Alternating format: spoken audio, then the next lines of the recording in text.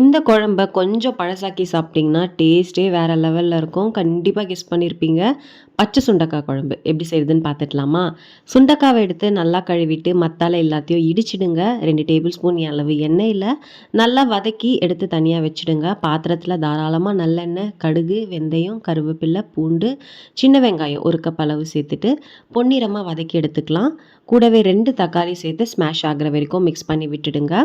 இப்ப வதக்கி வச்சிருக்க சுண்டக்காவும் சேர்த்துக்கலாம். குழம்புக்கு தேவையான அளவு உப்பு ஆட் பண்ணிக்கோங்க. காரத்துக்கு ஏற்ப குழம்பு தூள் 2 டேபிள் ஸ்பூன் அளவு சேர்த்துக்கிறேன். 1 டேபிள் ஸ்பூன் சாம்பார் தூள், 1 டேபிள் ஸ்பூன் அளவு காஷ்மீரி மிளகாய் தூள் சேர்த்து எல்லாம் நல்லா ஒன்று சேர்ந்து வரப்போல் மிக்ஸ் பண்ணி விட்டுடுங்க. எண்ணெய் இந்த மாதிரி நல்லா பிரிஞ்சு வந்ததுக்கப்புறமா லெமன் சைஸ் அளவு புளியும் ஆல்ரெடி கரைச்சி வச்சுருக்கேன். அதையும் சேர்த்து கலந்து விட்டுக்கோங்க.